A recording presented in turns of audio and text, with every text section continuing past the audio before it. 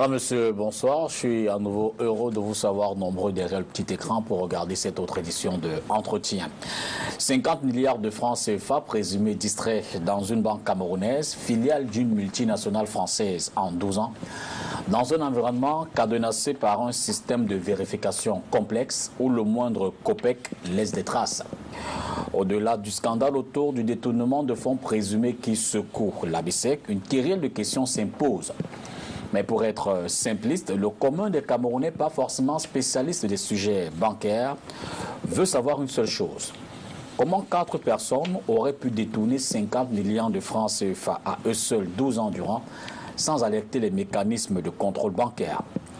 En effet, depuis le 8 août 2016, 4 suspects, dont l'ex-directeur général adjoint de la BICEC, Ondouakou, qui a fait près d'une vingtaine d'années en poste, l'ancien directeur de la trésorerie et comptabilité et de la comptabilité, Samuel Ngando-Bonin, pendant une douzaine d'années, celui-là est l'ancien chef comptable Kwo de Charles et Martin Niamsi, promoteur gérant d'une société de services informatiques dénommée Interface. Il était fournisseur attitré des services informatiques dans cet établissement bancaire depuis une vingtaine d'années également. Ils sont donc incarcérés à la prison de Nubel. C'est ici à Douala pour répondre de ces faits parce que présumés de malversation financière au détriment de la Banque internationale pour le commerce et l'épargne du Cameroun, filiale donc du groupe français Banque Populaire. Bien sûr, la procédure judiciaire est en cours. Il est donc point question pour nous de la commenter, l'approuver ou la contredire. Seulement, en interrogeant le système bancaire et son fonctionnement, on espère au sortir de cette émission que chaque Camerounais pourra comprendre de quoi il en retourne. On parlera donc avec notre invité de l'organisation du système bancaire au Cameroun, dans la sous-région et même dans le mécanisme international. Un auditeur bancaire qui, en son temps, avait suivi pour le compte de certains clients l'affaire Cofinex, c'est notre invité ce soir. Cette microfinance qui s'était écroulée comme un château de cartes, vous le savez, et donc plusieurs épargnants n'ont toujours pas récupéré leurs fonds. Déjà installé dans le mythique fauteuil rouge, je dis bonsoir à Pierre Mouka. Bonsoir. Bonsoir Dipita, bonsoir aux téléspectateurs de STV. Je précise que je sais nombreux à cette émission, voilà. À qui je dois déjà présenter toutes mes excuses pour n'avoir pas été là dimanche, parce que j'étais déjà invité sur ce plateau hautement composé dimanche dans cet hebdo. Je n'ai pas pu être là. Je ne vais pas m'étendre sur les raisons de mon absence. J'espère que cet hebdo aura l'occasion de se rattraper pour permettre... Je le crois, et c'est pour ça que j'évoque cela. Et je le précise, Narcisse Moto a l'occasion de parler effectivement de cette affaire déjà sous forme de débat. Merci. Mais nous allons la faire sous forme d'entretien ce soir. Je rappelle donc que vous êtes également le président du conseil d'administration de la mutuelle interafricaine des consommateurs des biens et des services. Oui, la mutuelle interafricaine des consommateurs des biens et services, c'est justement l'organe par lequel nous sommes intervenus dans l'affaire Cofinex dont vous avez si bien parlé. C'est au fait l'instrument par lequel je mets en place, j'essaye de mettre en pratique la technique d'audit bancaire qui se veut être l'outil par lequel on doit pouvoir prévenir les risques bancaires et les gérer. Gérer, ça veut dire restaurer les victimes dans leurs droits, comme nous le voulons, nous le cherchons depuis 5 ans pour la victime de Cofinex. Prévenir, comme pour le cas de la BICEC qui est menacée également de fermeture. Et ce n'est pas le seul cas. Alors, ancien agent d'encadrement supérieur à la BEAC, oui. Vous avez fait des études de banque et finance à l'université de Paris 10, Nanterre, et d'analyse des politiques économiques à l'université de Yaoundé. Tout à fait. Ce sont les seules fonctions que vous avez? Non, je suis, si vous voulez, ancien cadre supérieur de la BEAC, vous l'avez dit. Je suis parti de cette noble institution en 1992 quand j'assumais la fonction d'adjoint au directeur de la BEAC à Garoua, pour une entreprise que j'avais créée à l'époque, une savonnerie ici à Bonabéry, qui a fermé la porte en 1996. Justement, un conflit était né avec ma banque et puis jusqu'à aujourd'hui, on restait devant les tribunaux. Et je crois que c'est au cours de ce combat-là, nous sommes au tribunal donc depuis 19 ans, de 1996 aujourd'hui, je crois que ça fait 19 ans bien compté. C'est là où je découvre l'audit bancaire. Donc je suis intervenu devant les tribunaux et les cours pour au moins 200 procédures que j'ai eu à conduire en tant que directeur général de la société Patsop, puisqu'il faut s'agir de cette société-là. Et c'est là où je découvre l'audit bancaire. Donc aujourd'hui, pour faire simple, je me présente davantage comme auditeur bancaire, mais je suis aussi directeur général de la société Patsop, qui, bien que fermée physiquement, reste vivante et reste encore juridiquement en vie. Donc, je suis aussi, pour terminer, expert financier agréé par la Cour d'appel du littoral. Donc voilà à peu près ce que je vais ajouter. Donc un habitué des tribunaux, mais pour des questions autour de la banque. Tout à fait, parce que c'est justement, c'était contre ma banque que je me suis retrouvé. Et je crois que c'était peut-être en préparation à ce que j'ai vu aujourd'hui, parce qu'il faut dire, quand on croit en Dieu, il faut pouvoir avoir la main de Dieu en tout ce qui vous arrive, toute chose concourant bien de ceux qui aiment Dieu. Je pense que Dieu m'a fait justement y aller pour apprendre, pour découvrir le monde de la banque. Je suis parti de la banque à un très haut niveau. Mais si je n'avais pas été dans ces procédures où je me suis retrouvé brisé pour être obligé de travailler dur pour combattre, conduire même ces procédures, je n'aurais pas été auditeur bancaire. Parce que l'auditeur bancaire, si vous voulez qu'on en parle un tout petit peu... Justement, on va commencer par là. C'est quoi un auditeur bancaire? Un auditeur bancaire est un spécialiste des risques bancaires. Il est spécialiste, c'est un spécialiste en risque bancaire. Qu'est-ce qu'un risque? Un risque, c'est le danger que vous couvrez dans la perspective d'un gain. Quand vous allez à la banque, c'est parce que vous estimez que vous allez obtenir quelque chose de positif à la banque. Mais vous courez absolument un risque. Quand vous prenez une voiture de Douala pour aller à Yaoundé, c'est bien pour aller résoudre un problème important, mais vous courez le risque d'un accident qui peut être mortel. Donc quand vous allez à la banque, pour quelque opération que ce soit, c'est pour rechercher un avantage, mais il y a un risque. C'est un risque qui peut être multiple, il peut être collectif, quand il s'agit de cas d'une faillite par exemple, c'est un risque collectif, mais il peut être individuel. Moi j'ai été victime de ma banque, c'est un risque individuel. J'ai été brisé et anéanti, je suis à 19 années de procédure au jour d'aujourd'hui. Mais c'est un risque individuel, il y en a pas mal comme ça. Qu'est-ce qui explique, c'est une parenthèse que j'ouvre puisqu'on y est, mais pourquoi autant de temps? Pourquoi la justice ça prend 19 ans pour résoudre votre problème? Ben écoutez, la justice a ses règles que le commun des mortels ne peut pas... On va passer à ta oui, donc... Alors, et en quoi consiste un audit? L'audit, si vous voulez, consiste à rechercher, à identifier justement ces risques-là et à proposer la solution idoine pour le gérer. Vous voyez, l'audit bancaire consiste à rechercher et à identifier les risques auxquels la banque, de par son activité, expose ses clients et de proposer une solution idoine pour gérer ces risques-là. Donc voilà en quoi consiste l'audit bancaire. Alors si vous voulez, on peut maintenant dire... on peut chercher le profil de l'auditeur bancaire parce qu'on ne se lève pas un matin. Avant vraiment, comme c'est des questions vraiment de technique, de technique bancaire, je veux être en harmonie avec les téléspectateurs. Je veux dire, comment se déroule l'audit concrètement? Vous vous déportez dans une banque, ça se passe comment matériellement? Qu'est-ce que vous vérifiez? Qu'est-ce que vous regardez? Est-ce que c'est l'argent des épargnants? Est-ce que... Non, très belle question. Très belle question parce que quand j'ai découvert l'audit bancaire, à mon corps défendant d'ailleurs, par toutes ces procédures, et que j'ai eu à formaliser, comment dirais-je, un programme pour pouvoir former des auditeurs bancaires et que j'ai introduit cette demande au ministère de l'Emploi et de la Formation professionnelle qui m'a accordé un agrément pour ouvrir un centre de formation en ce sens-là. Beaucoup de gens pensaient que je voulais former des cadres de banque. Non. L'auditeur bancaire se positionne hors de la banque. S'il est là pour détecter, identifier, pour gérer les risques que la banque font courir à leurs clients, ça veut bien dire qu'il est en dehors de la banque. Et il audite la fonction banque. Il audite la fonction, ça veut dire quand nous parlons de la banque, il s'agit depuis la banque centrale jusqu'à la microfinance. On va en parler tout à l'heure. D'accord. Donc, il se met en dehors de la banque. Et l'important, ça, il faut le dire, l'important, les éléments sur lesquels il se fonde, ça, j'appelle ça le référentiel sur lequel l'audit se fait, sur lequel il peut juger qu'un acte a été bien posé ou pas. Par rapport au client que la banque a bien posé au mal cet acte-là, tout dépend donc de son niveau de compétence. Et en ça, il doit être un bon procédurier, il doit avoir une bonne maîtrise des procédures judiciaires, il doit maîtriser solidement la technique et la pratique bancaire, j'allais dire, à un très haut niveau. Je suis ancien cadre de la BERC, supérieur de la BERC, ça veut dire que sur ce point, ça va de soi. Si j'ai fait 19 années de procédures, conduisant peut-être 200 procédures judiciaires, ça voudrait dire quand même que par rapport à... Je ne suis pas avocat, je ne suis pas juriste de formation, mais conduit 200 procédures judiciaires en une vingtaine d'années. Ça veut quand même dire qu'on a pu, qu'on maîtrise à un certain niveau.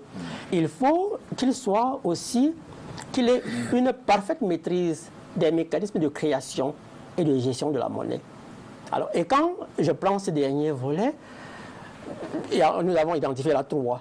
Vous ne pouvez pas maîtriser les règles, les mécanismes de création et de gestion de la monnaie si vous n'êtes pas un bon économiste. Donc je ne parle pas qu'il faut être économiste, parce que si vous maîtrisez les règles de création et de gestion de la monnaie, ça veut dire absolument que vous êtes un bon économiste. Donc voilà le profil de l'auditeur bancaire. Maintenant, je vais dire autre chose, parce que ça c'est le profil. Vous pouvez réunir toutes ces compétences-là et ne pas exercer. Dans l'exercice de ces fonctions, je dis que l'auditeur bancaire est un collaborateur de l'avocat, parce que quand il aura identifié le risque, quand il aura prescrit ce qu'il faut faire, il se présentait à peu près comme le laboratoire qui fait les investigations pour dire aux médecins, voilà ce qu'il faut faire. Donc quand nous devons investiguer tout cela et proposer la solution idoine, il revient à l'avocat de prendre la suite de notre action. Alors, à l'heure actuelle, je me présente comme étant le seul auditeur bancaire qui soit. Au Cameroun.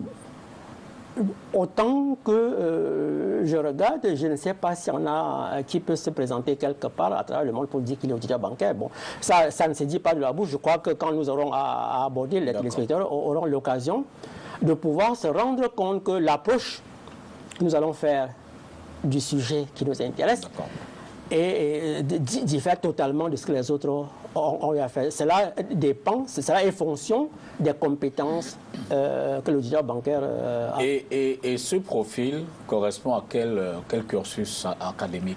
Je veux dire, pour être auditeur bancaire, quel est le schéma? S'il est tout nouveau, ce métier, ça voudrait dire qu'en définissant le profil, il faudrait toute personne qui peut pouvoir s'identifier à ce profil-là, elle devrait pouvoir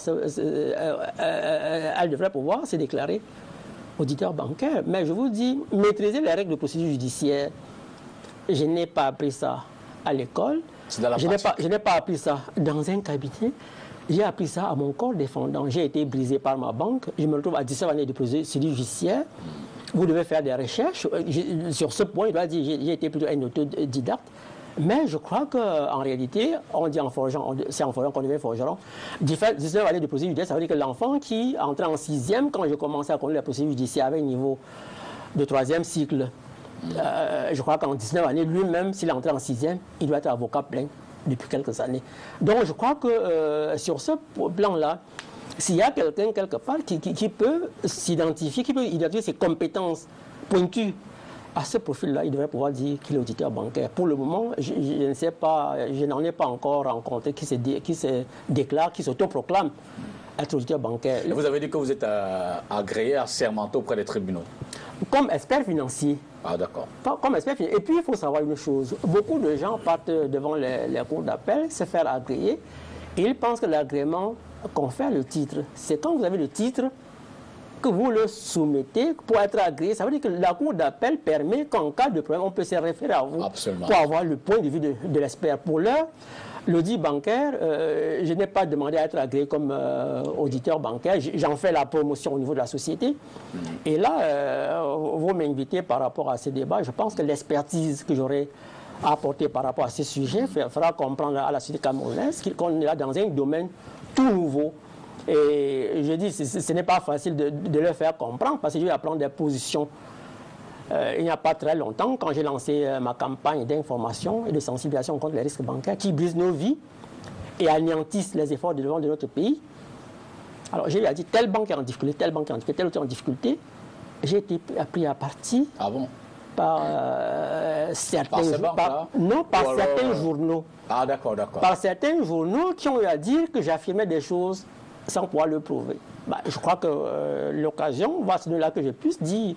Non, vous n'allez pas répondre. Vous n'allez pas répondre. On va parler des questions de banque, mais forcément, que ce ne soit une réponse. Ce n'est pas une réponse ciblée. Hein. Mais ça ne sera pas. Dans l'échange, de toute façon, pour se faire comprendre, il n'y a pas de toute façon, nous sommes sur un thème. J'aurais peut-être sans répondre à ce thème-là prouvé que dans le système de bancaire, la fonction. Abordons le thème. Parlons de la banque. D'accord, parlons de la banque. Vraiment, je suis un néophyte. Hein. Je ne connais pas ces. Alors, comment est organisée la banque en termes je veux dire dans le système, financier, monétaire et autres, en tant qu'institution? Quels sont ces acteurs, personnes physiques ou morales qui tournent autour de la banque? Pour bien répondre à cette question, il faut... le leader bancaire est toujours critique. Absolument. Et tout dépend des référentiels sur lesquels il fonde sa critique. Alors, ce n'est pas Pierre Noumkam qui a fondé la banque.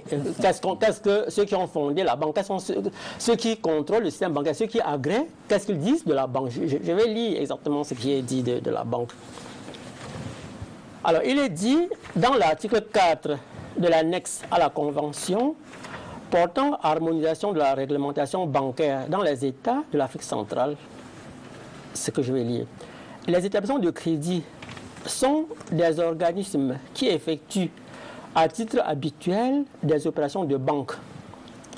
Celles-ci comprennent la réception de fonds du public, l'octroi de crédit, la délivrance de garanties en faveur d'autres établissements de crédit, la mise à la disposition de la clientèle et la gestion de moyens de paiement. L'article 5 précise, sont considérés comme fonds reçus du public. Parce que ça, c'est le premier volet, recevoir des fonds du public pour accomplir d'autres missions. En fait, on définit recevoir des fonds du public et utiliser pour sa propre activité à charge de restituer à la demande du déposant. Pour faire simple, c'est comme ça que ça définit de manière générale. Bon, en Afrique centrale, on est plus long. On est trop long, mais en quelques mots, la banque reçoit des fonds du public, en fait usage pour son activité personnelle à charge de restituer à la demande du déposant. Ça, c'est comme ça que ça définit. Alors ici, l'article 5 dit, sont considérés comme fonds reçus du public les fonds qu'une personne recueille d'un tiers, notamment sous forme de dépôt, avait le droit d'en disposer pour son compte, mais à charge pour elle de les restituer. Ici, à partir d'ici, pour faire... Donc, voilà la banque.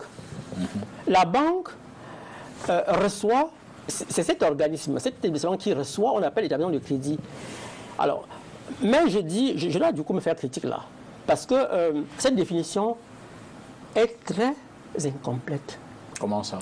Elle est incomplète parce que ce n'est pas l'établissement de crédit qui fait la banque. C'est une société, c'est une personne, morale ou physique. Parce que la banque, ce n'est pas nous qui créons la banque. La banque est née en Angleterre.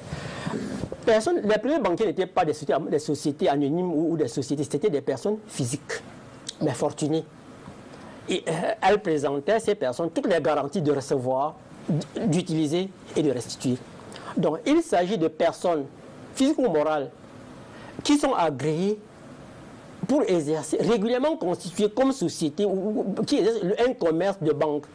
C'est quand vous êtes déjà constitué comme société, comme personne morale, pour le cas de chez nous, que vous recevez, que vous demandez à être agréé pour exercer l'activité d'établissement de crédit. Il ne faut pas faire l'amalgame. C'est cet amalgame qui coûte à la société camerounaise au jour d'aujourd'hui.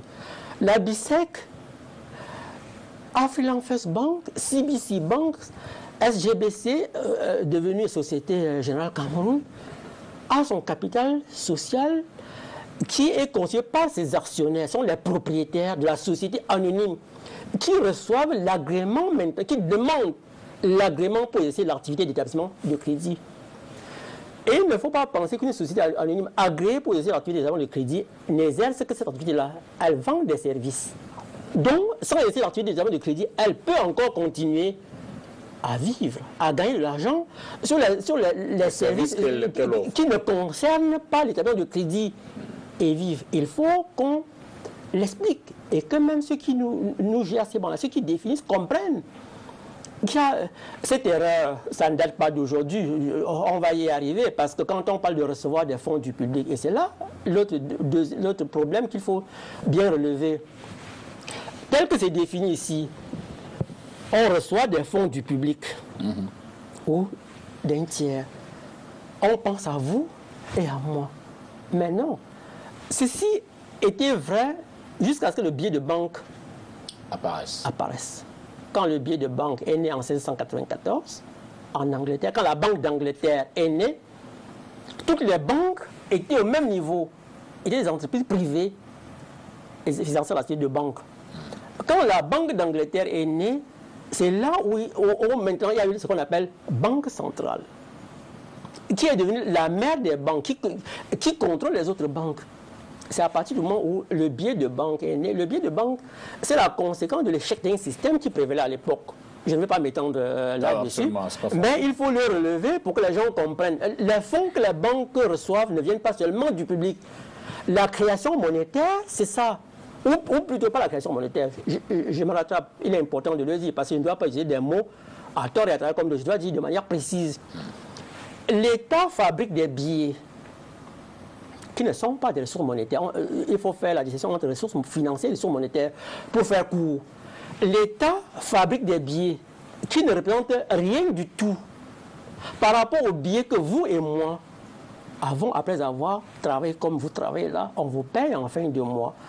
C'est la contrepartie de votre salaire que vous avez en billets de banque. Donc, c'est des biens réels. Pendant que vous travaillez, c'est quelqu'un en train de produire du macabo quelque part que vous allez manger pour vous. C'est la contrepartie de ce travail-là. Mais les billets qui sortent fraîchement, l'État décide d'en créer une partie qui ne correspond à rien du tout et donne également à la banque dans le cadre de sa politique monétaire. Okay. Donc, il faut que les gens comprennent ça. Et c'est quand maintenant, donc, les ressources sur lesquelles les banques travaillent sont de deux types. Ce qui vient de vous, quand vous avez reçu votre salaire, vous avez dépensé, et puis il s'est trouvé un excédent de consommation, de revenus sur la consommation. Et vous allez déposer ça, c'est l'épargne. On appelle ça la banque, on appelle ça, c'est une ressource financière pour la banque. Parce qu'il s'agit d'un bien réel. C'est au même titre qu'un immeuble qu'on a vendu, au lieu de faire le troc. Aujourd'hui, on a fait des papiers, des bouts de papier, des bons en réalité, pour remplacer le commerce de troc. Quand vous partez déposer à la banque, c'est l'immeuble que vous déposez à la banque, ce n'est pas des bouts de papier. En revanche, l'État a la possibilité, et l'État le fait, et il est bon que ça se fasse comme cela. Alors, quand vous suivez, l'État peut fabriquer des copies qui ne correspondent à rien pour confier à la banque. Ça lutte contre la thésaurisation. Ça permet d'anticiper sur la production. Et c'est bien qu'il en soit ainsi. J'ai bon ça pour dire quoi. J'ai suivi ici, je crois, toujours sur ce plateau, il y a des charlatans, des marchands de division, qui écrivent des pour dire qu'on peut créer la monnaie en 3 jours. J'ai dit non. La monnaie se crée en permanence. Mais ce n'est pas la banque centrale qui crée la monnaie. Ce n'est pas les bouts de papier qui sont la monnaie. On appelle ça matériel monétaire. J'ai travaillé à la banque centrale 7 ans.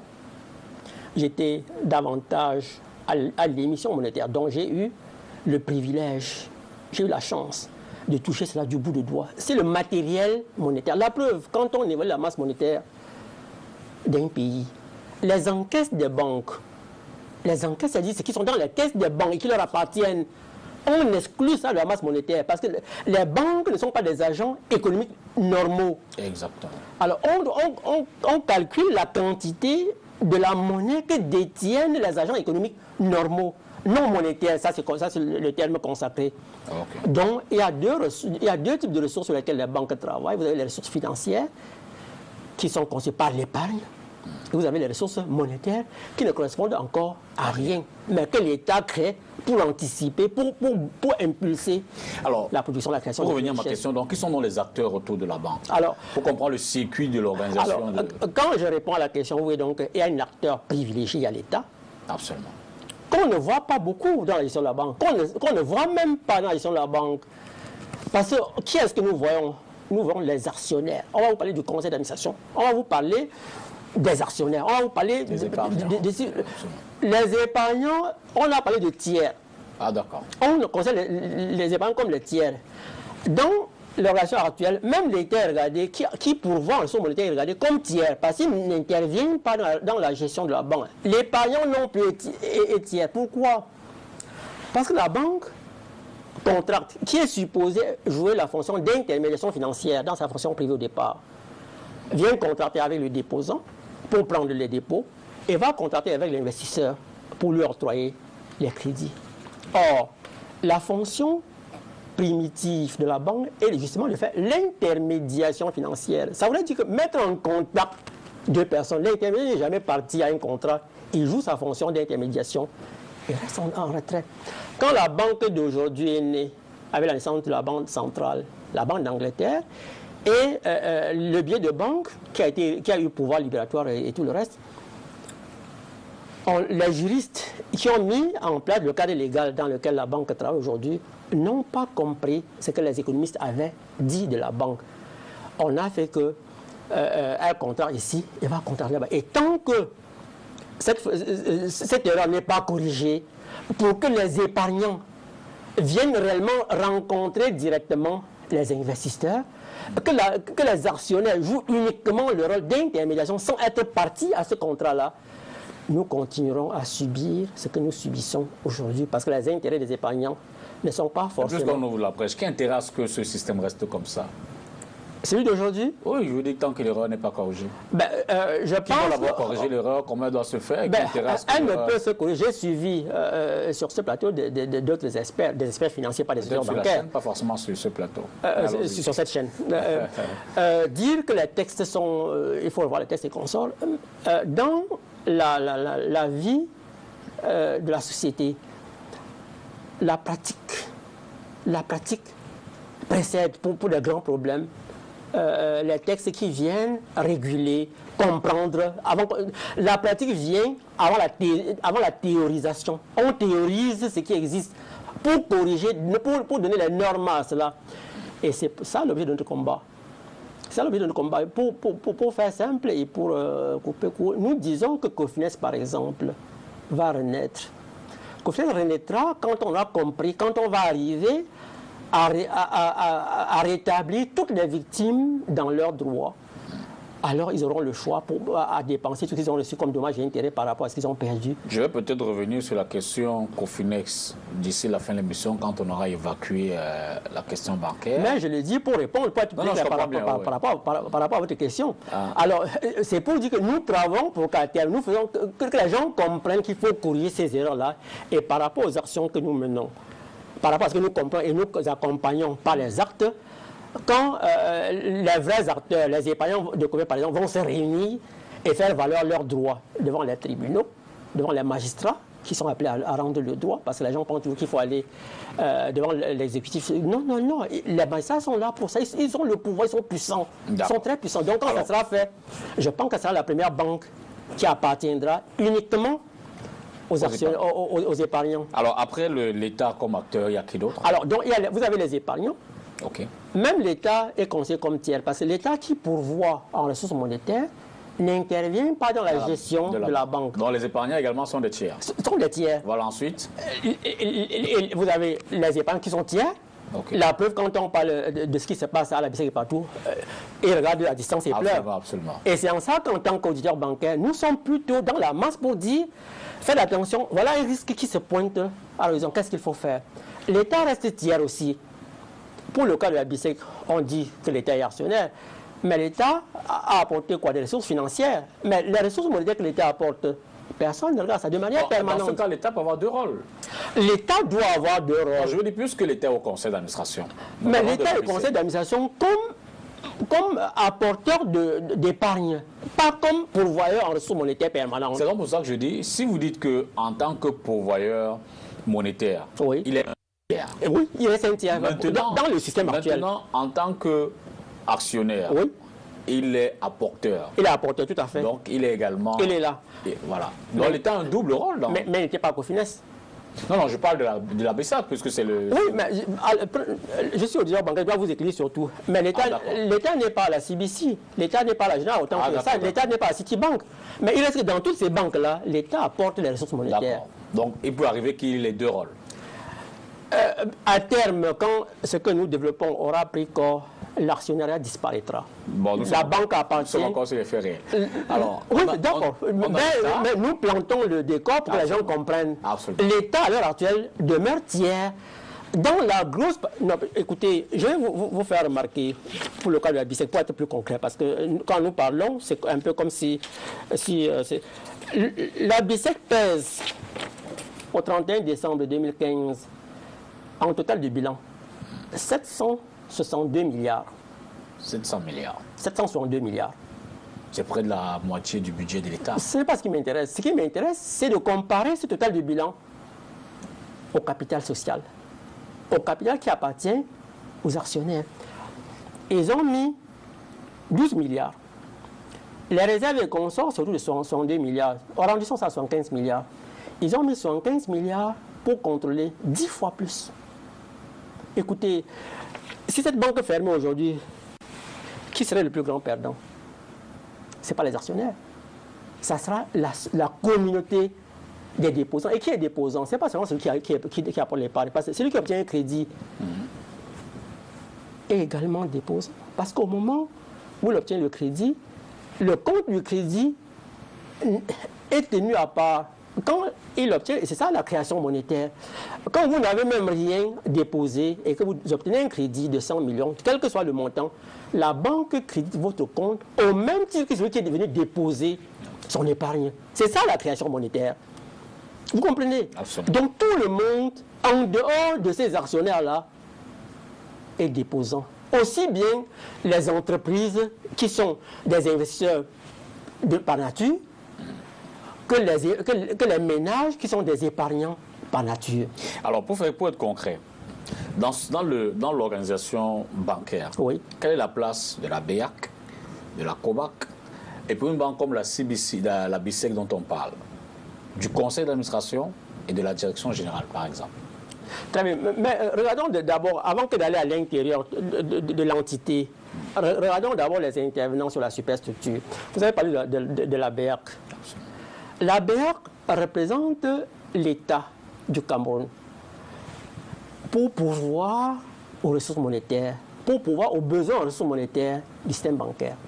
Donc, voilà le rôle de la BEAC. Pour faire simple, la BEAC apporte aux banques, au système bancaire de manière générale, Pour le compte du pour Cameroun. le compte de l'État du Cameroun, Absolument. les ressources monétaires. Donc, sur ce point, c'est une émanation de l'État du Cameroun. Et il y a un autre bras qu'on appelle la Commission bancaire de l'Afrique centrale, qui assure pour le compte de l'État. Cette fois-là, comme l'État ne prenait pas l'État en ce moment-là par rapport à la fonction banque uniquement, non. L'État dans ses missions régaliennes, qui doit assurer la paix sociale, qui doit assurer la bonne marche des affaires, crée la commission bancaire pour contrôler, pour s'assurer que l'activité de la banque fonctionne comme... La police des banques. Un peu la police, c'est bien, pas un peu, c'est bien cela. Donc, vous avez cette autre entité-là. Alors, c'est l'essentiel. C'est l'essentiel. L'État, n'ayant pas compris qu'en apportant les ressources monétaires de manière permanente, il doit participer à la gestion quotidienne. Les épargnants ayant été tenus à l'écart, il reste que vous avez la BER qui pourvoit. Avant, la fonction, la BER et la commission bancaire, c'était la BER, c'est la BER qui assurait l'ensemble. Il y avait un département de la BER qui assurait le contrôle des banques. Mais aujourd'hui, c'est scindé en deux.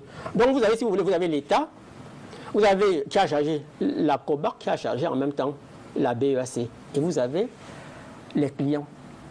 Parce que quand vous parlez, il n'y a pas que les épargnants. Il faut regarder l'investisseur comme ayant qualité et intérêt pour que la banque survive. Parce que si le bébé qui tète, il faut regarder les entreprises comme des bébés qui tètent. Si la mamelle nourricière arrivait à disparaître, forcément le bébé en dépérirait et en mourrait. Donc les entreprises ont autant besoin de la banque que la banque en a besoin. Que les épargnants pour pouvoir sécuriser leurs économies. Et maintenant, dans le mécanisme en interne, j'ai cité... Dans le mécanisme en interne, alors là, l'organigramme, ou plutôt la loi, si vous voulez, si c'est une société anonyme, on sait, il y a conseil d'administration, il y a la direction générale, bon, et maintenant, on peut créer, l'organigramme devra détailler pour les fonctions qui ne sont pas prévues par la loi, mais la loi parle du conseil d'administration, de la direction générale et de tout le reste. Alors, est-ce que, je crois que vous posez cette question pour vouloir comprendre comment les choses se passent. Je pense que pour ce qui nous intéresse davantage en tant qu'auditeur bancaire, on va, quand les questions précises viendront, je vous répondrai, peut-être par à l'intérieur. Ça serait davantage si le contrôle de la banque était bien assuré. Je pense que oui, c'est pour ça que je voudrais... Et il y a autre chose. Il y a autre chose pour la session en interne. Et par rapport à la loi, vous avez les commissaires aux comptes. Exactement. Vous avez le commissaire aux comptes qui, dans une société anonyme, qui, dans une entreprise, est hors de la banque. Voilà, avant d'y arriver, c'est pour ça que je voudrais... J'ai parlé, par exemple, de la direction générale. Oui. Dans une banque. Oui. Quelle est sa responsabilité? Quel est son rôle? Le conseil d'administration, parce que, comme je dis, le prétexte, c'est bien sûr l'affaire Bissek. Il faut que les gens comprennent. Oui. Dans l'affaire Bissek, on a pris 4 individus présumés d'un détournement de 50 milliards. Oui. Alors, quel est le rôle de la direction? Parmi les individus, il y a un directeur général adjoint. Quel est le rôle de la direction générale?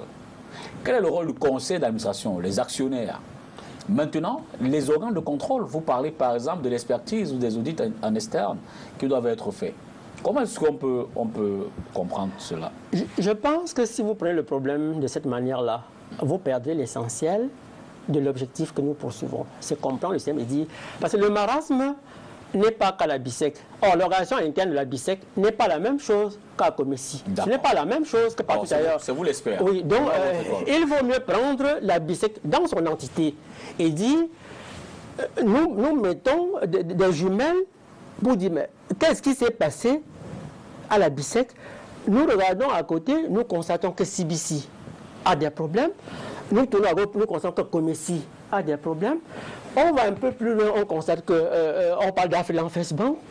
Et puis, de proche en proche, on constate que c'est un marasme. Alors, donc, quelle est la cause qui est ici peut ne pas être la même cause que là-bas. L'organisation n'est pas la même chose. Alors, vous avez posé la question par rapport, vous avez la banque au milieu. Quels sont les différents intervenants? Prenez la banque comme entité. Vous avez l'État, vous avez, avec ses autres bras, la BER, la COBAC, vous avez les clients, déposants et emprunteurs, vous avez de l'extérieur le commissaire aux comptes. Vous avez de l'extérieur le commissaire aux comptes. La banque, dans son organisation interne, en a ceux qui sont opérationnels et en a ceux qui contrôlent. De ma manière courante, le directeur étant aux opérations courantes, le conseil, c'est la structure de gestion et de contrôle à l'intérieur. Alors maintenant, comment pouvons-nous comprendre ce marasme qui vient un peu partout? Je pense qu'il faut d'abord pouvoir se dire, s'il reste même à la BICEC par exemple, je dirais, qui n'aurait pas bien fait son travail? Je regarde d'abord ceux qui sont à l'extérieur. Je viens d'apprendre que les journaux, depuis peut-être 2 jours, disent que le PCA, sur ordre du chef de l'État, devrait être auditionné dans les jours par rapport à l'affaire BICEC. Alors, vous avez cité 4 noms à l'entame de cette émission. Je n'ai pas suivi que vous ayez parlé du commissaire aux comptes. C'est vrai qu'on évoque... il y a l'ancien chef service informatique, non, ça c'est interne. Directeur de la trésorerie de la comptabilité. Ça c'est interne. Il y a l'expert comptable Benoît Ekoka. Alors il intervient, comment il est commissaire au compte? Bon, j'avoue que des informations qui reviennent, c'est qu'il intervient en tant que client, en tant que fournisseur. Pas dans son rôle d'expert. Et il ne nous intéresse pas. Voilà. Alors, je regarde tous les acteurs qui doivent faire vivre la banque. Comme entité, la BERC, la COBAC, l'État, le commissaire aux comptes, qui, par rapport à l'extérieur, représente la société. Il est les yeux de la société. Le commissaire aux comptes est les yeux de la société. C'est lui qui doit pouvoir, à tout moment, il certifie les comptes. En certifiant les comptes, il approuve que les états financiers produits reflètent fidèlement l'image de la banque. Je dis donc, si on pense que depuis 12 ans, cette banque a des problèmes, Et depuis un an, je constate pour les éléments, depuis un an, je suis en train de vouloir collecter, je n'ai pas les moyens pour pouvoir le faire, rassembler ces documents que la banque publie en fin de chaque mois. Ça, c'est le bulletin de santé de la banque, de toute banque. Il faut que les Camerounais comprennent. La loi a prévu beaucoup de choses que nous ne connaissons pas. Chaque banque, en fin de mois, doit rendre public sa situation. C'est son bulletin de santé.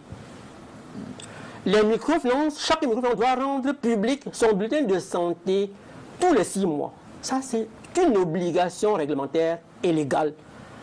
La BICEC publie régulièrement. Je le dis depuis au moins un an. Par rapport aux éléments en ma position, la BICEC est dans les difficultés par rapport aux éléments que depuis au moins 2011. J'ai rassemblé les éléments depuis 2011. Mais quand on parle de depuis 12 ans, j'aurais pu remonter un peu plus loin, certainement, je dirais. C'est vrai, en tout cas. Mais quand je dirais c'est vrai, je dirais de l'extérieur, sans être commissaire au compte de la BICEC, je constate et je le dis depuis que la BICEC est en difficulté. La première personne a été inquiétée pour le compte de la société, c'est le commissaire au compte de la BICEC. La deuxième personne qui doit être inquiétée, c'est la COBAC. Donc M. Abaga Chama. On nous présente le fait qu'il y a eu un contrôle de la COBAC en mars qui a décelé un tour de 50 milliards. Je dis d'abord, c'est un contrôle actif. C'est un contrôle sommaire et trop actif. Contrôler une banque comme la COBAC sur place, parce qu'il y a les contrôles sur pièce et les contrôles. Vous voulez dire que le risque peut être plus grand? Le risque est forcément plus grand. Pas peu. Il est forcément au-delà des 50 milliards. Il est forcément au-delà. Alors, je dis donc, les deux personnes qu'on devait inquiéter au départ, le président du conseil d'administration de la BICEC, je suppose que si on l'inquiète, c'est certainement, peut-être qu'on peut penser que lui-même il a touché à quelque chose. Mais si c'était par rapport au système de contrôle, je dirais qu'il n'est pas banquier, il n'est pas expert. Il y a des techniciens qui sont légalement... Mais je veux dire qu'en tant qu'organe... c'est normal. En tant qu'organe, le conseil d'administration quand même... C'est normal qui s'explique. Mais je reste dans la société. Il a quand même l'autorité nécessaire pour poser des questions. Si c'est par rapport au fait de découvrir le poteau rose, comme vous l'avez dit. Mais écoutez, quand le conseil d'administration siège, si le directeur général avec son équipe, on lui a fabriqué des pièces, on va lui faire un rapport. N'étant pas expert, il ne peut que... Les experts ont dit... Le rôle du conseil d'administration, c'est de s'assurer que les éléments qu'on lui présente sont quand même des faits réels. Il me semble, hein? Le conseil d'administration, mais c'est en ça que je dis, je suis quelqu'un ici qui dit que les textes sont mauvais. Écoutez, quand vous prenez un PCA de Cofines, le père Zuko, qui est dans les affaires, qui n'a mis son argent que comme homme d'affaires dans une affaire, que ça doit produire des moyens. Vous le mettez comme PCA d'une affaire hautement technique pour gérer la monnaie. Il ne savait pas de payer les macabros et de vendre, il savait de gérer la monnaie. Combien de banquiers, même tout expert qui sont, peuvent me donner la définition juste de ce que c'est que la monnaie? Dipita, si vous posez cette question à 10 banquiers là, à l'heure actuelle, 10 au cadre de banque, je ne suis pas sûr que deux vous donnent la définition exacte de ce que c'est que la monnaie. Or, si vous dites que le pain est mauvais dans une boulangerie, le pâtissier, l'expert, commencez par vous dire, est-ce que la farine était de bonne qualité pour qu'on dise que le pain est mauvais? Il va commencer par s'interroger. Vous ne pouvez donc pas ne pas connaître sur quoi vous travaillez et penser que vous avez bien travaillé. Donc, vous ne pouvez pas dire que le président du conseil d'administration, qui est là pour représenter l'État, qui est une fonction davantage politique, il n'est pas un expert en la matière. L'expert, c'est le directeur général. Encore que l'expert va dire, j'ai mon chef comptable qui est M. Gando, qu'on a inquiété, d'accord. Mais ça, c'est sur le plan interne. La personne qui m'intéresse, moi, en tant qu'auditeur bancaire, qui me met dans le public pour dire, il ne faut pas qu'on compte à se laisser rouler.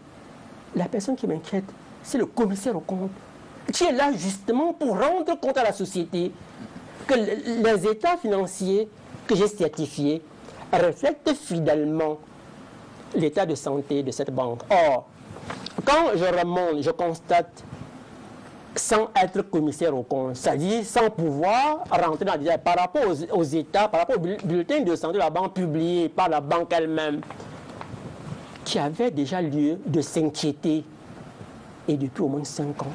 Bon, mais ce que je veux comprendre d'autre, il est clair qu'au quotidien, dans une banque, la direction générale doit pouvoir sous-peser l'existant. Je n'ai pas dit non. Non, non, j'y arrive. Alors, moi, je voudrais donc comprendre comment, si tous les jours, l'organe dirigeant fait son travail, on arrive à un scandale comme celui-ci. Et si l'organe dirigeant s'était décidé, dans un pays réputé être l'un des plus corrompus au monde comme le nôtre, à piller les biens qui lui sont confiés sans être ses biens. Voilà des gens qui ont apporté 75 milliards. Mais s'ils voudraient bien, pour ceux qu'on a chargés de gérer cet argent-là, s'ils voudraient bien piller le reste et faire piller et fermer. Je veux dire, légèreté à ce niveau. Mais écoutez, il n'y a pas que la BICEC. Il n'y a pas que la BICEC. Je vais prendre le cas Cofines que je connais assez bien pour travailler sur ce dossier depuis à peu près 5 ans. C'est la même chose partout. C'est la même chose partout et c'est en ça que je voudrais, quand vous voulez vous attarder sur la gestion interne, je pense que c'est sur quoi il faut pouvoir se dire. Qu'est-ce que la société entière doit faire pour que ce qui se passe à la BICEC? On est en train de décrier la gestion d'Afrique Festival. On dit que la COBAC a épinglé M. Paul Fokam Kamani pour une gestion cauteuse des transactions que les clients lui confient. C'est lui qui a apporté 15 milliards, voire 15 milliards pour récolter 700 milliards. Mais il va être plus facile que pendant ceux qui sont là sans avoir même rien apporté, ils ne sont d'ailleurs que les salariés, s'ils peuvent profiter de la corruption ambiante qui a gangréné toutes les sphères de notre société et piller et aller financer la chorale, jouer au grand un peu partout, comme on le dit, ben, ils vont le faire. Sinon pas des ressources spirituelles, sinon pas des valeurs sur lesquelles ils vont se dire, même pauvre, je resterai intègre. Vous comprenez? Donc, je crois, à mon sens, et pour la société, nous attarder sur les détails internes, je dis, un peu partout, c'est la même chose. Il faut voir dire quel est le médicament que nous pouvons administrer, et pour le cas de BICEC, et pour les autres cas, pour que ça change. Parce que tout compte fait, la banque est au cœur du système économique et social. Si la banque ne fonctionne pas bien, rêver que nous pourrons être émergents à l'horizon 2035, ça serait peine perdue. En revanche, si en quelques années on corrigeait, on redressait la banque, j'ai dit au président de la République en 2030, si on prenait 5 ans pour mettre tout sur les rails, on n'aura pas besoin de plus de 10 ans pour être émergent. Le peuple camerounais, ça c'est connu de par le monde entier, le chef d'État dit tout souvent. Vous voulez nous faire quoi en résumé qu'il y a lieu de crainte pour notre système bancaire dans son ensemble? Écoutez, député, si moi je suis un épargnant, donc demain... je vous en prie, je vous en prie, j'assume entièrement la responsabilité de mes propos. Je veux déjà pouvoir vous dire, avant que de répondre de manière claire, je propose des solutions, et c'est pour ça que j'agis sur le terrain. Celui qui peut dire, il faut s'alarmer sans proposer des solutions, il faut le craindre. Mais parce que je propose des solutions, que j'expérimente depuis 5 ans sur le terrain, j'ai dit, le plus a lieu de craindre. Le plus a lieu d'être inquiet. Le plus a lieu de se mobiliser pour dire qu'est-ce qu'il faut faire. S'il ne faut pas se mobiliser, pour suivre la voie, et je crois que vous m'appelez pour qu'ensemble, on puisse dire qu'est-ce qu'il faut faire. Absolument. Qu'est-ce que vous avez déjà fait, Pierre, comme dans la caisse de la Mérabis a déjà fait, je vais vous dire, voilà ce qu'on a déjà fait, voilà les chemins qu'on propose. Puisque nous avons quelque chose à proposer, nous devons pouvoir dire, il faut craindre. La sentinelle prévient du danger. Mais quand la sentinelle prévient du danger qui arrive, qui est imminent, en même temps, elle dit ce qu'il faut faire, selon les consignes reçues. Donc, l'auditeur bancaire, dans le domaine de la banque, par rapport au risque bancaire, il fait les recherches, il identifie et propose la solution idoine pour gérer le risque déjà arrivé, ça veut dire restaurer les victimes de Cofines et toutes les victimes des banques en faillite, pour le cas des risques collectifs, mais également pour nous prémunir contre les risques imminents, comme c'est le cas à la CBC, comme c'est le cas à la BICEC. Et comme c'est le cas dans au moins 4 autres banques, votre perception, si on peut-être avant d'aborder les solutions, oui. Oui, évidemment les solutions, est-ce qu'il y a risque de banqueroute du côté de la BICEC? Vous voulez que je sois franc? C'est pour ça que vous êtes mon invité ce soir. Ben écoutez, s'il faut être franc, je dirais, j'ai commencé par vous dire que la banque est une société anonyme qui s'est constituée pour obtenir l'agrément d'exercer l'activité des assurances de crédit. Dans ce contexte-là, pour faire image, c'est un peu comme l'homme et la femme se rencontrent et se font lier par les liens du mariage. Quand ils sont liés par les liens du mariage, ils font des enfants. Ils font des enfants et demain, le père peut mourir, la mère peut mourir. Ils peuvent même ne pas mourir, ils peuvent ne plus parvenir à vivre ensemble et divorcer. Ça serait la faillite. Ça serait la faillite de leur union. De leur union. De leur union. Mais les enfants nés de cette union survivent. Alors, je voudrais dire une chose. La société anonyme où la personne physique ou morale qui a obtenu l'agrément d'exercer l'activité d'agent de crédit pour collecter l'épargne et financer les investissements, elle peut ne plus exister et l'activité continue. Et c'est ça, j'ai écrit au ministre des Finances. Il y a 2 ans, quand il a ordonné que les 83 établissements microfinanciers exerçaient sans agrément, ferme, sans délai, j'ai dit que c'était un fait gravissime. Parce que vous ne pouvez pas vous saisir de l'épée et dire que l'enfant bâtard qui est né, il faut l'égorger. C'est gravissime. Quand déjà une structure bancaire est née et a pris pignon sur rue, elle doit survivre contre vents et marées, qu'elle soit agréée ou pas. Donc, la BICEC est en faillite. Ce n'est pas pour autant que la banque doit fermer. On peut dégager les actionnaires et la banque continue. Capitaliser. On peut dégager. Et c'est ce qu'on aurait dû faire à Cofines. On aurait pu constater que les actionnaires ont déjà mangé tout leur capital, qu'ils ont entamé les dépôts des clients et les dégager et faire suivre la banque. C'est ce qu'on aurait pu faire à Comissi. Donc la BICEC, quand on dit qu'une société, ce n'est pas que la banque. Quand toute société est en faillite, ça veut dire que la loi a prévu, c'est la loi OADA a prévu. Vous savez, les dirigeants de la BICEC, Alain Ripper, le nouveau directeur général, a commis un document pour assurer. Hein. Pour vous, c'est... Écoutez... Pour dire à l'opinion que le risque est maîtrisé, les enquêtes sont en cours. On dit peut-être la même chose, sauf que je ne tiens pas le langage démagogique. Okay. À sa place, je dirais pareil. Mais je suis auditeur bancaire. Il faut informer le public. Alors, pensez-vous que ce soit seulement 50 milliards qui sont pas... Je dis non. A-t-on fouillé les crédits pour voir les crédits fictifs? Le cas CBC, si vous voulez qu'on en parle un peu. Voulez-vous? Pas spécialement. Alors, non, reste quand même que il y a eu des publications où on nous révèle, même l'administration provisoire qui vient de partir, a constaté des faits gravissimes où il y avait des crédits fictifs pour des montants de 110 milliards. Vous croyez que la BICEC soit en dehors de ce genre de système? J'ai dit non.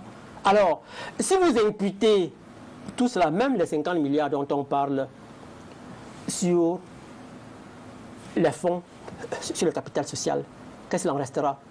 Mais quand vous regardez la structure financière de la BICEC, elle est totalement déséquilibrée par rapport à certaines normes éditées justement pour rassurer, pour assurer la pérennité de la banque et sécuriser les dépôts des clients. Elle est totalement déséquilibrée. Ce n'est pas moi qui ai publié ça. C'est pas moi qui ai publié. C'est bien eux qui ont publié ça. Je prends ça dans Cameroun. Et tout Cameroun qui nous suit, je le dis et je répète, il est fait obligation aux banques de publier chaque mois leur bulletin de santé. On va vous parler de situation mensuelle publiable. Il est fait obligation aux microfinances de rendre public tous les 6 mois leur bulletin de santé qu'on appelle situation publiable. Et là-dessus, si vous pouvez savoir lire un bulletin de santé de la banque, alors vous pouvez commencer même à détecter quelques difficultés. Évidemment, pour aller en profondeur, il faut pouvoir avoir accès au compte. Mais il y a de l'Est, j'ai dit. Pour la gouverne des téléspectateurs, je voudrais quand même préciser que le document que vous brandissez a été publié dans le Cameroun Tribune du 12 février 2016. Ils peuvent le consulter. C'est le bilan de décembre de 2015. Oui, décembre 2015, mais publié dans le journal. Voilà. Donc, toute personne qui a Cameroun Tribune, de ce jour. Autre chose, est-ce qu'il y a des fonctions ou des éléments qui peuvent échapper au contrôle dans une banque? Contrôle interne ou contrôle externe? Au contrôle dans son ensemble, qu'il soit interne ou externe. Mais toute œuvre humaine est toujours perfectible. Si elle est perfectible, ça veut dire qu'il y a des difficultés. Et c'est pour ça mais en même temps, le risque doit pouvoir être maîtrisé, quel que soit. Il faut maîtriser le risque. Et c'est pour ça que tous les jours, des fonctions nouvelles viennent par rapport aux problèmes qu'on vit. Quand on demande sincèrement, nous sommes des êtres humains, nous avons été créés, quand on prie sincèrement par rapport à un problème qui vous dépasse, l'Éternel qui vous a créé donne des solutions. Mais quand vous cherchez, derrière de vous-même, vous trouvez solution. Donc, c'est ça le travail de l'humain. Donc, on ne peut pas dire que le risque est zéro. Donc, en résumé, il ne peut pas avoir un tel dégât si tous les éléments de la chaîne, direction générale, n'étaient pas complices. Conseil d'administration, comptabilité interne, expertise externe, donc audit, commission bancaire. Donc, techniquement, il ne peut pas avoir... Techniquement, le conseil d'administration n'a pas de compétences. C'est le directeur général qui est l'agent technique de la banque avec son équipe. Le conseil d'administration, c'est le directeur général qui rapporte les affaires.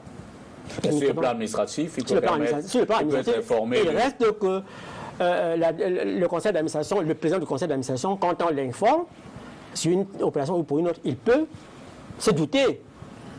On n'est pas banquier, mais à force de suivre, quand même le PCA de la BCE, qui est là depuis plus de 20 ans, en s'intéressant, doit pouvoir se dire de temps en temps, mais cette opération, qu'est-ce qu'il en est? Alors, donc, c'est en forgeant qu'on devient forgeron.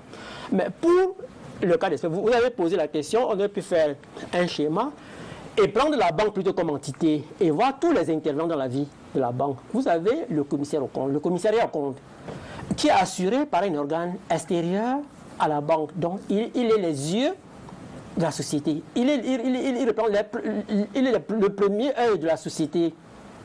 Mais vous avez la commission bancaire de l'Afrique centrale qui devrait sur pièce. Ces documents sont publiés et communiqués à la Banque centrale.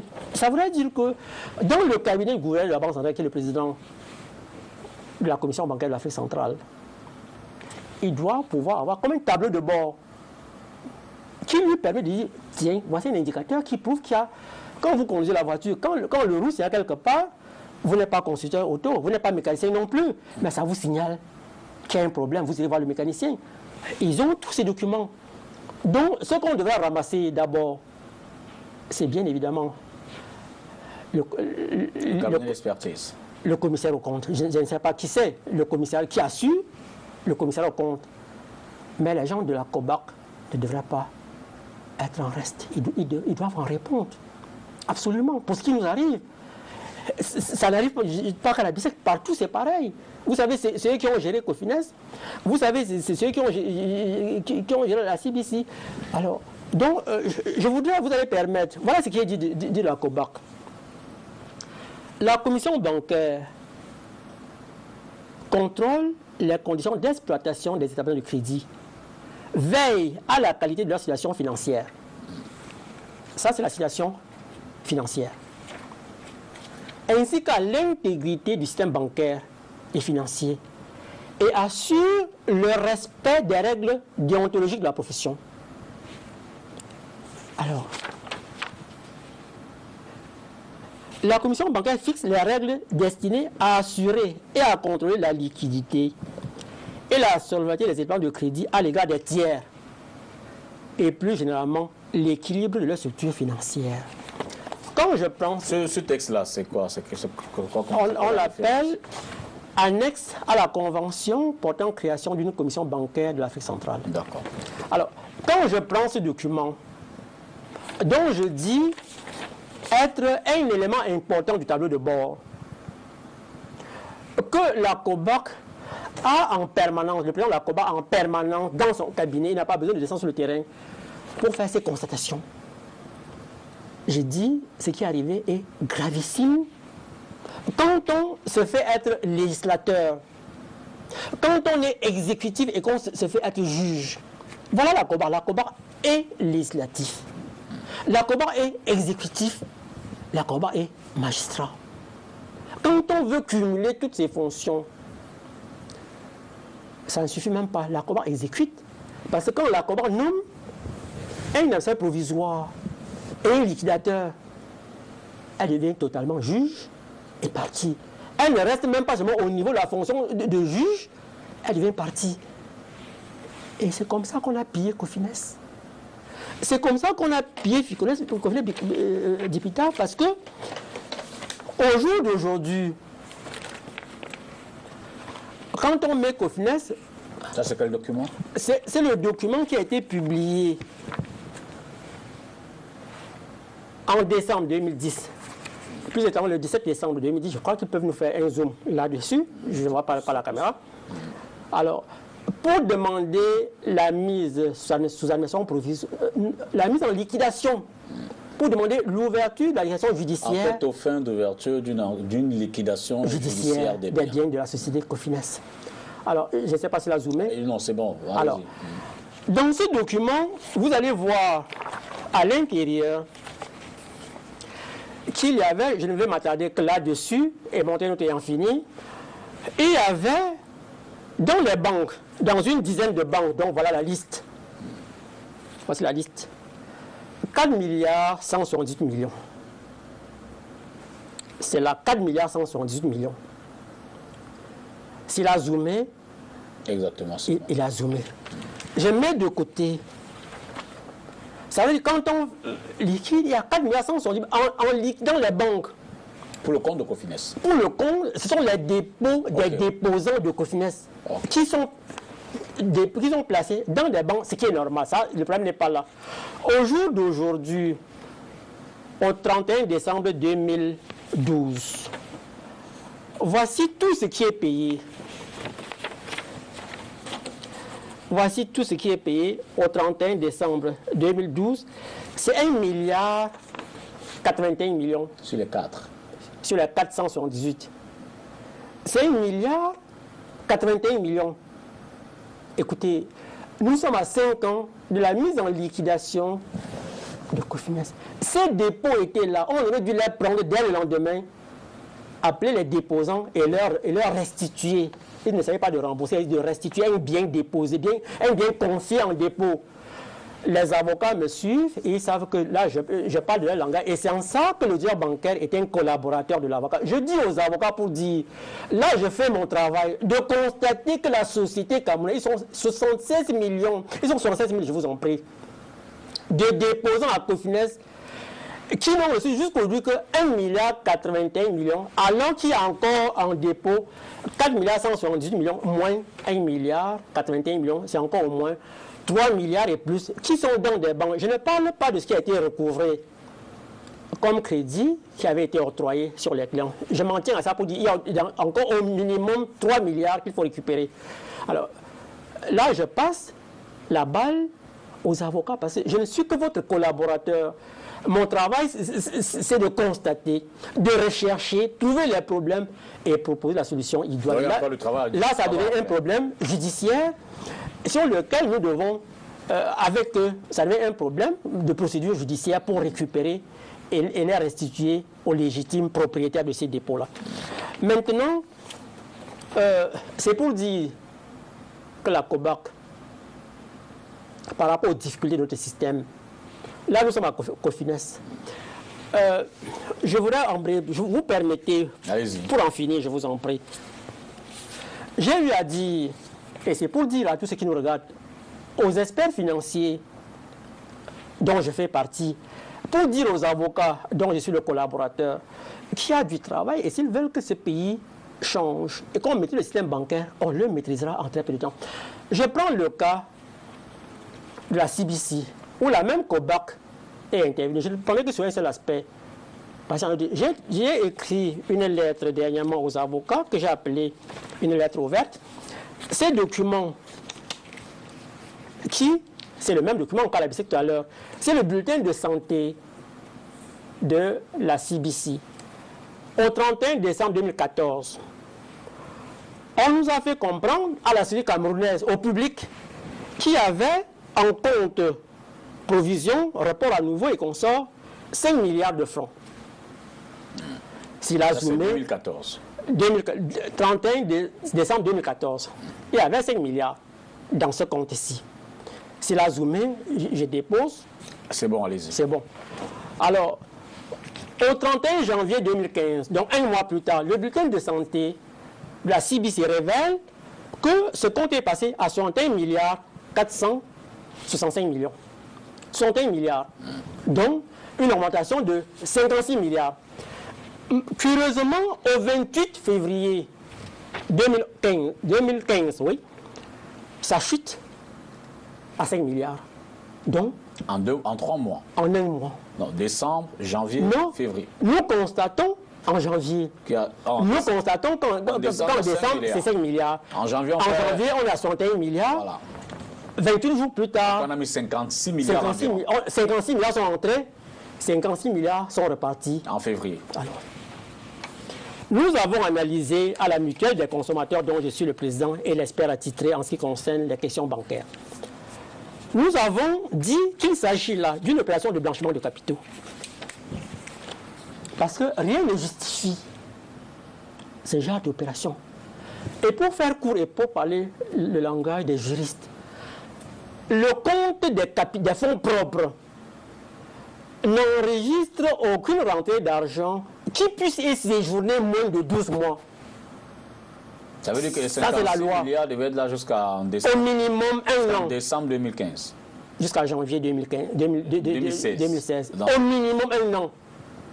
Alors, qu'est-ce qui a pu se passer? D'où viennent... Quand maintenant je considère le total du bilan de la CBC, qui tout compte fait n'est qu'une petite banque, pour un total du bilan de moins de 200 milliards, 56 milliards qui entrent. Quel est le genre d'opération qui a donné lieu à 56 milliards? On m'a appelé Boko Haram quand j'ai révélé ça. Voilà les preuves. Voilà les preuves que la CBC même a publiées, que nous équipons ont publié. Nous avons saisi l'Assemblée nationale, le Parlement. Ici, c'est le Parlement, les deux chambres du Parlement. Ici, ce n'est que le Sénat. La lettre que nous avons adressée au Sénat. Parce que nous nous sommes dit une affaire aussi gravissime. Il faut que les représentants du peuple en soient informés et qu'il leur soit demandé d'ouvrir une enquête parlementaire sur le sujet. En tant qu'auditeur, s'il a zoomé, je dépose en avance. Nous estimons qu'en tant qu'auditeur bancaire, nous sommes la sentinelle dans ce domaine-là, plus précisément. Quand la sentinelle sonne la trompette, il ne lui revient pas d'aller gérer. Nous avons sur la trompette. Mais nous avons également saisi le procureur de la République par ce courrier par lequel nous avons dénoncé. C'est un courrier au procureur de la République. Hein? Non, c'est une information. C'est une information. Il s'agit d'une information. Qui ne rentre pas dans le cadre d'une procédure. Quand vous déposez plainte, il s'agit d'un compte rendu régulier. Nous avons informé nous avons dénoncé ces faits au procureur de la République. Nous nous sommes limités à la dénonciation. Parce que les deux procureurs de la République d'ailleurs, Douala Bonanjo et Toba de Grande Instance du Ouri, nous dénonçons parce que la loi oblige. On va pas rentrer parce que ça peut faire l'objet quand même de l'ouverture d'une procédure. Non? Mais c'est justement pour ça que... Non, mais on ne va pas parler de procédure judiciaire. Là. Nous ne parlons pas pour un compte rendu. On prend acte de ce que vous avez écrit au procureur pour une affaire. Tout à fait. Voilà. Mais il est important parce que d'une dénonciation, ceux qui ont intérêt auraient pu se constituer partie civile et déclencher une procédure judiciaire. Les clients de CBC pouvait, si on en avait suffisamment dans l'association, se considérer partie civile parce qu'il s'agit d'une menace par rapport à leurs droits et intérêts. Donc, ça, je le dis bien pourquoi, mais je rends compte, nous donnons une information qui n'a rien à voir. La presse a rendu d'ailleurs largement écho par rapport à ça. Nous avons pour je peux au moins lire l'objet du courrier que vous avez adressé cette fois-là au président du Sénat. Oui, les deux présidents oui, du Parlement, mais là c'est le courrier du Sénat. Oui. Requête aux fins d'obtenir l'ouverture d'une enquête parlementaire sur la gestion calamiteuse de la CBC, la liquidation de la Cofinex et bien d'autres. Ok, c'était l'objet de la première lettre. Oui. Bon, la deuxième, les faits sont tellement... Nous dénonçons la même chose. Oui, bon, je préfère ne pas donner l'intitulé exact. C'est pas nécessaire, c'est pas important. Alors, maintenant, pour revenir et peut-être terminer avec la BICEC. Tout à fait. Et voir les solutions qu'on peut apporter, peut-être pour assurer les clients ou alors pour que les clients... Ils n'ont pas à être inquiets s'ils veulent bien bouger. Moi, je voudrais évidemment, dans votre expertise, que vous nous aidiez à comprendre, justement, pour le cas de la BICEC, comment 4 personnes sont les seules à être, pour l'instant, impliquées ou détenues. Mais vous avez parlé de 4 personnes à l'entame de notre entretien. J'ai lu dans les journaux que le PCA est interpellé. J'ai lu dans les journaux qu'on a eu à entendre... Interpellé, je veux dire, il sera auditionné ou alors pas détenu. Non, pour la compréhension des téléspectateurs. Très bien. Voilà, interpellé ne veut pas dire forcément qu'on a signé un mandat de dépôt. Non, ce n'est pas ça. Absolument. Quand la police vous interpelle en cours, c'est pour un contrôle. Si c'est pour un contrôle, c'est pour un contrôle. Donc l'interpellation, c'est un jargon technique dans le domaine qui ne veut pas dire qu'on vous a mis sous mandat de dépôt. Non, ce n'est pas ça. Alors, j'ai lu qu'il y a peut-être 3 expatriés qui, ayant été déjà entendus, ont été rappelés par leur maison mère et affectés ailleurs. C'est ça, les pays en voie de développement qui subissent, comment dire, encore jusqu'au jour d'aujourd'hui, sans pouvoir réagir. Peut-on croire qu'il y a eu, par exemple, évasion de fonds, puisque vous faites de lien avec les expatriés? Mais les expatriés ils étaient des employés de la banque. On les a entendus à ce que la presse a rapporté par rapport aux articles qu'ils ont, par rapport à leur responsabilité dans les opérations qui ont donné lieu à ces fuites de capital. Mais il faut aussi dire, il ne s'agit pas de l'argent des espèces de rétribution qui sont sorties des caisses. Ce n'est pas des mécanismes de surfacturation que le commissaire au compte devrait pouvoir détecter. Alors, quelle peut être la suite de l'information judiciaire qui va être? Ça peut se dérouler comment par la suite? C'est une procédure judiciaire. On devrait pouvoir rendre une ordonnance et puis la mettre devant le tribunal. Mais en ce qui nous concerne, c'est ça qui nous intéresse. Personnellement, quelles sont les solutions pour éviter à l'avenir que de telles situations se présentent? Qu'est-ce que le mécanisme bancaire, puisque vous le démontrez tout à l'heure, que finalement c'est l'organisation bancaire dans notre peut-être sous-région seulement ou alors au-delà? Non, ce n'est pas seulement dans notre sous-région. J'ai dit cette défaillance est née il y a plus de 300 ans quand la banque d'aujourd'hui est née. Alors, il faudrait arriver à faire que les acteurs véritables d'une banque, ceux qui apportent les fonds et ceux qui les empruntent, puissent réellement participer à la gestion de ce qui les intéresse, que ceux qui apportent les dépôts puissent réellement exercer le contrôle sur le mandat social qu'ils donnent à la fonction banque. Et à tous les niveaux, cela doit être comme ça. Alors, il faut pouvoir se dire, et c'est pour ça que nous travaillons, en classifiant les risques, nous sommes arrivés à 2 choses essentielles. Mais en tenant compte de la spécificité de notre société, où on considère que les microfinances ne sont pas des banques à part entière, on les considère plus comme des entreprises qui doivent ouvrir leurs comptes dans les banques dites classiques. Nous disons déjà que ces microfinances qui s'occupent de nous, les plus pauvres, un patron peut perdre 1 milliard si une banque ferme et avoir encore 10 milliards ailleurs pour vivre. Mais ceux qui déposent dans les microfinances sont les gens qui ont pour tout peut-être 50 000 francs, peut-être 100 000 francs, et qui tournent et vivent de ça. Si une banque ferme, classique ferme, alors que les comptes des microfinances sont ouverts dans ces banques-là, et que les dépôts des déposants sont déposés dans ces comptes-là, dans son axe de chute, elle va écraser les microfinances. Et nous avec. Absolument. Et nous avec. Il faut nous dégager rapidement. Et nos banques, et la banque des pauvres, qui sont les microfinances de la zone, de cette zone de chute-là, qui ne nous écrase pas en tombant, au cas où on devait tomber. Alors il faudrait, pour ce cas... Comme l'effet de la chute d'un baobab dans la forêt. Tout à fait. Nous disons qu'il faut ouvrir, que ces microfinances-là, qu'il leur soit autorisé d'ouvrir leur compte à la Banque centrale, comme ces banques-là. Et pour ça, les textes qui légifèrent ou qui réglementent la microfinance prévoient en son article 11, en leur article 11, paragraphe 4, je crois, qu'on peut créer des mécanismes de compensation relatifs aux moyens de paiement que ces microfinances-là émettent. C'est-à-dire les chèques de microfinance devraient pouvoir plutôt passer par compensation.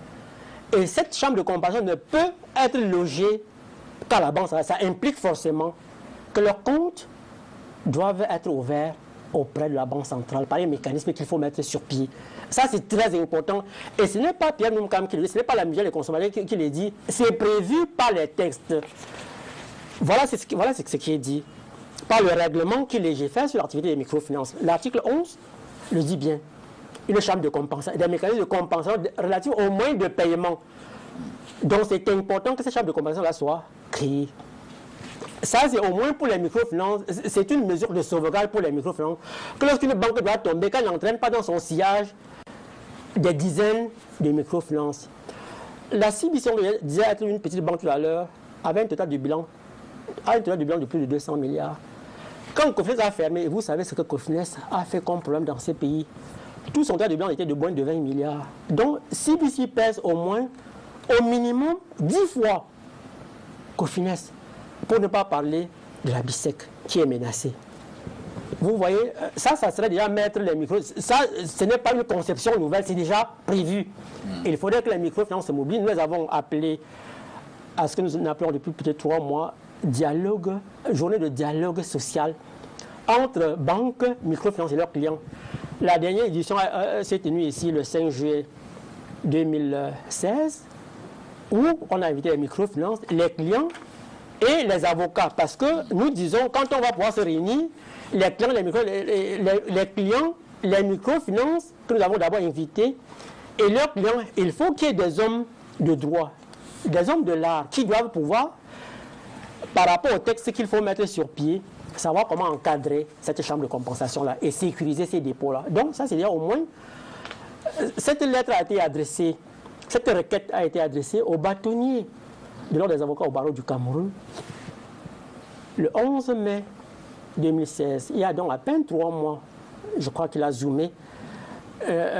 Nous sommes en pourparlers avec les avocats, nous sommes en train de les consulter, nous sommes en train de nous concerter avec eux. Vous avez le sentiment qu'il y a des blocages? Non, je ne le dirais pas. Vous savez, tout ce qui est nouveau, comme l'audit bancaire, il faut prendre du temps pour approcher les gens, pour leur expliquer.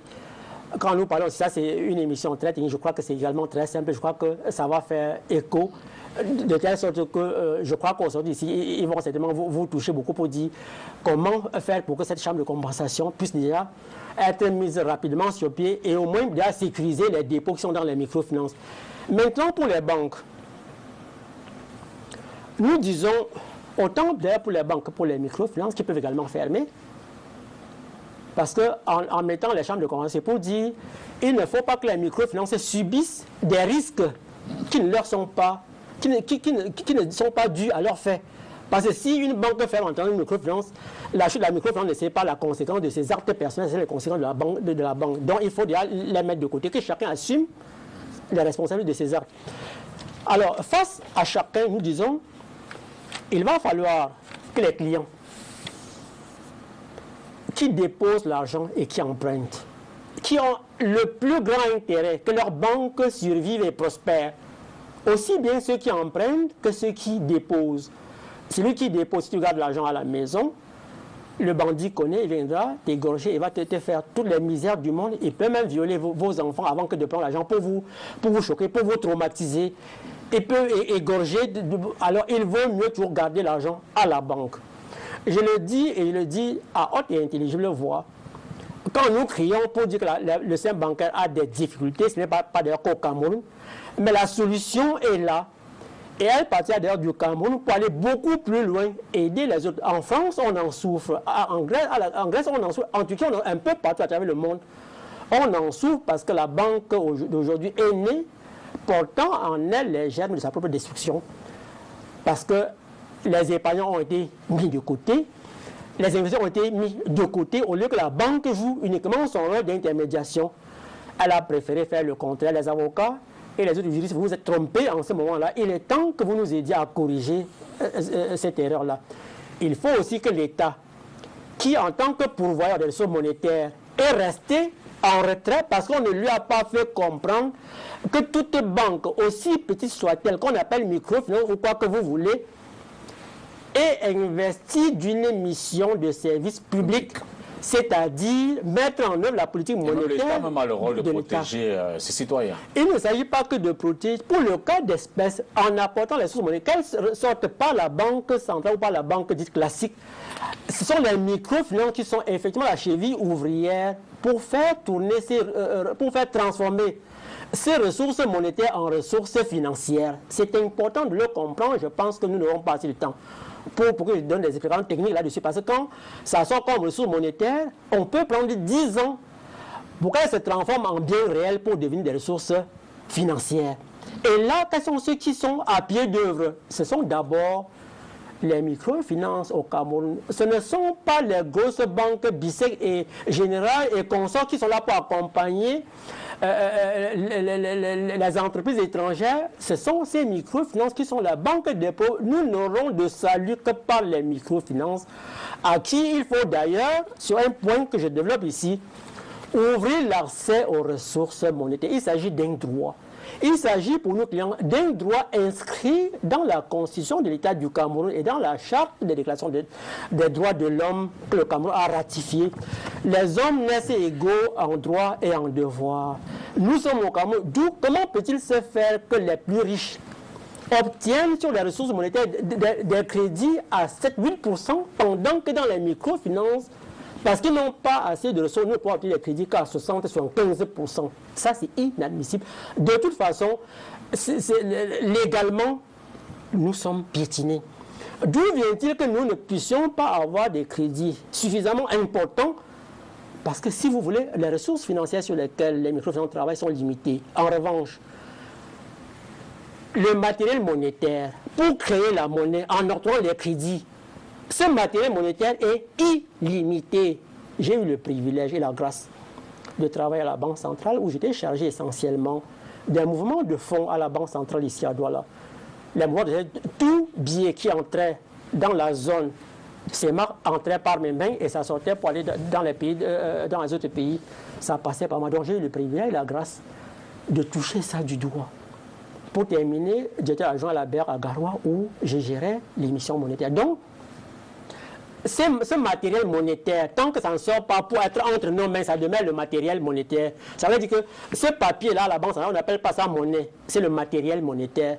Il faut qu'on ouvre les ressources, l'accès à ce matériel monétaire-là aux microfinances pour qu'ils puissent en avoir suffisamment pour alimenter les plus pauvres que nous sommes. Si tel était le cas. Pourquoi on le fait passer à dessein?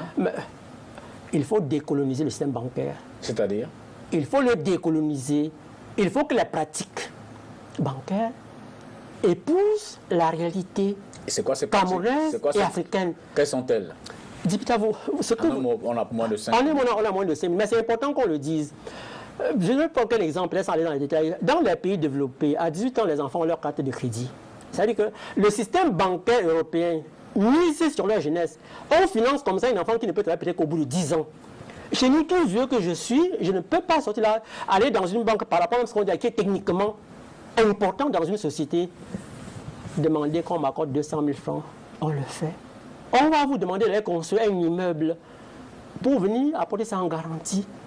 Pour que le même système essaie de viser plutôt comment faire pour prendre l'immeuble au lieu de vous aider à ce que l'affaire prospère. Voilà un risque. Et c'est un risque extrêmement important parce que les crédits, les mauvais crédits sont retrouvés aussi bien dans les banques classiques que dans les banques microfinances, avec souvent des objectifs d'arracher plutôt Il est bien apporté en garantie que de voir l'affaire fructifier. Il faut donc décoloniser le système bancaire, que le système bancaire épouse les réalités africaines, où on doit pouvoir savoir que Pierre Nkoum, s'il apporte le champ de sa maman à Bayangam en garantie pour quelque chose, aucun Cameroun n'accepterait qu'on vienne vendre là où il est né, pour quoi que ce soit comme crédit. Ça, c'est important. Il faudrait donc trouver la garantie locale et dire que 3, 4, 5 personnes dans une tontine peuvent venir vous avaliser pour un crédit de 100 millions, 200, 500 millions, sans que vous ayez à demander autre chose parce qu'ils vont se porter fort pour le remboursement. Ils savent comment ils peuvent faire pour faire le remboursement. Ça, ce n'est qu'un détail. Donc, les avocats avec qui on va travailler aux prochaines journées du dialogue social banque, microfinance et clients, je crois qu'on m'a demandé au 5 juillet de la fois dernière qu'il faudrait que les avocats aient été suffisamment touchés. Je suis déjà en concertation avec pas mal d'avocats. On commence à prendre rendez-vous. Je crois que d'ici là, on va rendre compte au public de comment on aura évolué dans Et moi, je vous dis merci. C'est moi qui vous remercie de me permettre d'avoir apporté un éclairage. Hein. Merci infiniment. Pour comprendre les enjeux d'un tel scandale. Que l'opinion et le public regardent, mais surtout comprendre le mécanisme de fonctionnement. Mais je pense que là où nous partons, chacun doit pouvoir partir plutôt rassuré. Bon, c'est un message, je veux dire chacun. Que personne n'ait dit, que Pierre Nkoum a dit. Non, Pierre Nkoum dit qu'il y a des difficultés réelles. C'est le rôle de la sentinelle, mais il montre en même temps la voie à suivre. Ok.